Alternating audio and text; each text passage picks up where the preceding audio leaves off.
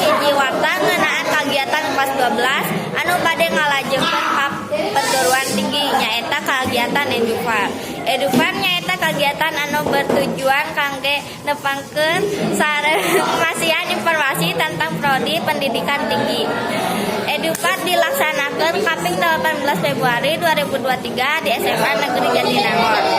Kumargi kitu kelas 11 sareng kelas 10 belajar di IMA.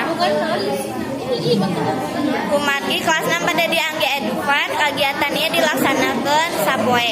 Aya sabaraha universitas ka sakola guna ngabimbing kelas 12 dikeun mere informasi tentang prodi pendidikan tinggi. Sakitu wae warta ti abdi dinten ayeuna wilujeng patupang deui hapunten bilih aya kasalahan kata ti abdi.